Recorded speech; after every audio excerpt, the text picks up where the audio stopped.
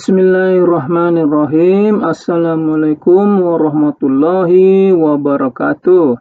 Selamat pagi Indonesia, selamat pagi para siswa.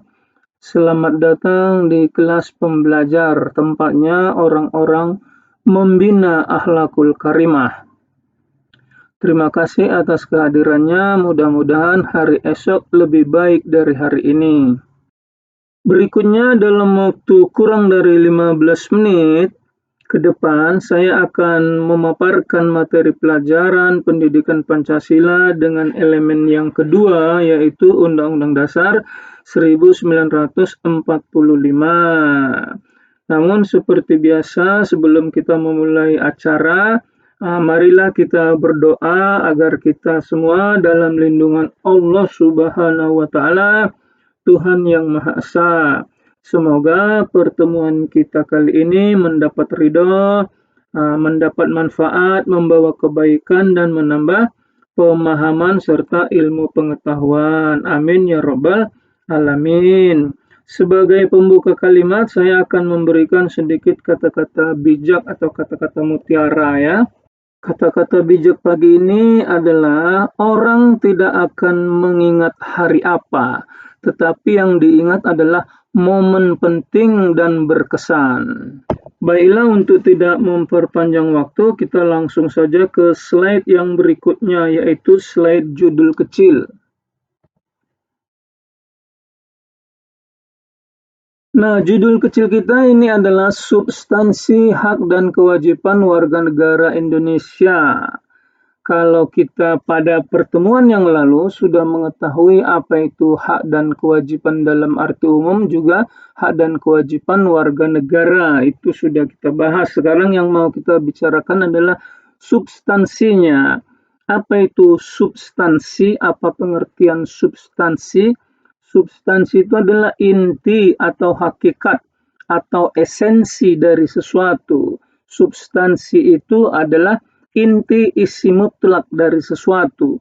Jadi ini katakanlah istilah filsafat ya, itu terlalu tinggi kajiannya buat kita, itu terlalu dalam untuk dipahami oleh kita. Cukuplah kita memahami substansi itu sebagai suatu hasil dari sistem hukum ya, berupa peraturan dan keputusan yang mengatur kehidupan masyarakat. Jadi kita lebih memandangnya pasal-pasal itu sebagai suatu regulasi tertinggi di Indonesia yang mengatur tentang hak dan kewajiban warga negara. Itulah yang tertuang dalam Undang-Undang Dasar 1945. Jadi sekali lagi kalau kita berbicara atau kita bicarakan masalah substansi pasal-pasal hak dan kewajiban warga negara, saya rasa cukuplah kita mengetahuinya saja, memahaminya saja, dan bila perlu ada satu atau dua pasal yang dihafalkan. Saya rasa itu sudah cukup. Tidak perlu sampai pada tingkatan hakikatnya, tidak perlu sampai pada tataran esensinya atau inti isi mutlaknya. Kenapa? Karena jujur saja masih banyak orang yang sekolah bahkan sampai tamat kuliah pun belum tentu bisa memahami dan menjawab pertanyaan-pertanyaan tentang hak dan kewajiban warga negara yang mendasar saja, masih banyak yang belum paham. Misalnya pertanyaan yang pertama, apa beda hak dan kewajiban asasi manusia dengan hak dan kewajiban asasi warga negara? Itu pertanyaan yang lebih mudah. Yang kedua, mana yang lebih banyak hak dan kewajiban orang yang memiliki kewarganegaraan dengan orang yang tidak memiliki kewarganegaraan? Pertanyaan berikut, sejak amandemen Undang-Undang Dasar 1945, hak asasi manusia sudah dimasukkan dalam pasal-pasal Undang-Undang Dasar 1945. Padahal sebelum Undang-Undang Dasar 1945 itu diamandemen, dalam pasal-pasalnya juga sudah ada memuat hak asasi manusia, khususnya hak asasi warga negara. Apakah hal itu tidak terjadi tumpang tindih? Nah, itu pertanyaan berikutnya. Lalu pertanyaan, mengapa dalam pasal-pasal Undang-Undang Dasar 1945 dalam kaitannya dengan hak dan kewajiban warga negara ada istilah-istilah atau ada sebutan seperti segala warga negara, tiap-tiap warga negara, setiap warga negara, setiap orang, tiap-tiap penduduk. Istilahnya berbeda-beda. Lalu apa perbedaannya? Mengapa dibuat sebutannya seperti itu? Yang terakhir, dalam Undang-Undang Dasar 1945 ada pasal yang mengatur hak sekaligus mengatur tentang kewajiban warga negara dalam satu pasal. Mengapa demikian? Apa pula maksudnya?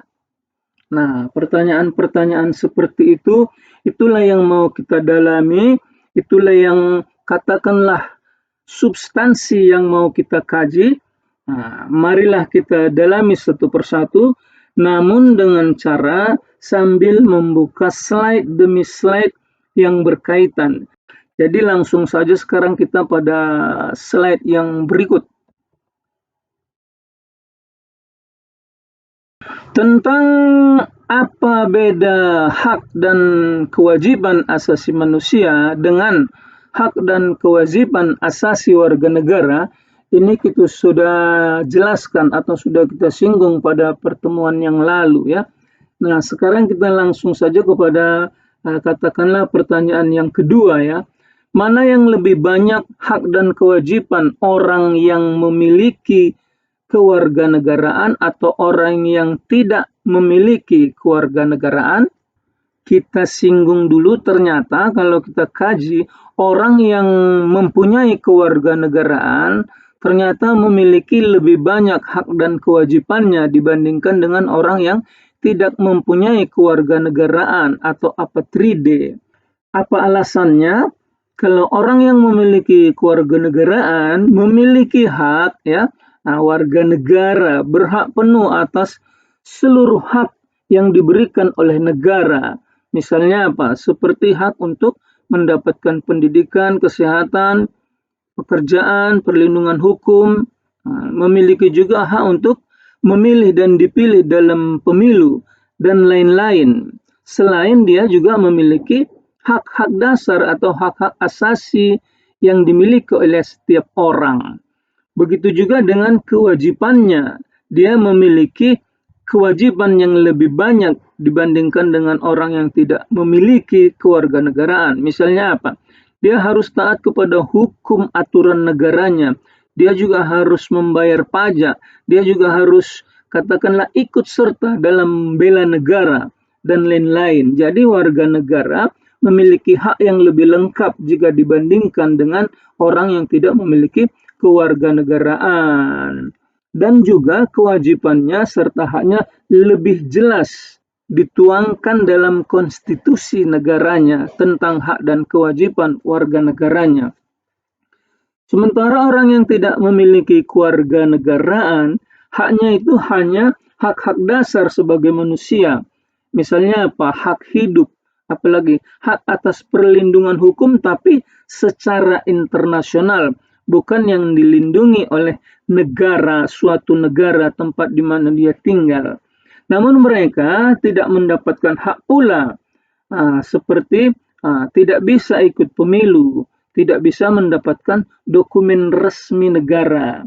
Begitu juga dengan kewajibannya, karena tidak memiliki negara, maka orang yang tidak punya kewarganegaraan tidak terikat kewajiban hukum pada suatu negara tertentu. Jadi kesimpulannya, orang yang memiliki kewarganegaraan lebih banyak hak dan kewajibannya bila dibandingkan dengan orang yang tidak memiliki kewarganegaraan. Kenapa? Karena hak-haknya diakui dan dilindungi oleh konstitusi dan hukum negaranya. Yang kedua, mempunyai tanggung jawab sebagai bagian dari sistem kenegaraan. Dan sebaliknya, orang yang tidak memiliki kewarganegaraan berada dalam posisi yang lemah secara hukum. Nah, sekarang kita membahas slide ini ya. Apa itu hak warga negara menurut Undang-Undang Dasar 1945? Jadi haknya itu banyak ya. Haknya itu banyak. Khususnya itu kita lihat dari bab 10A tentang hak asasi manusia.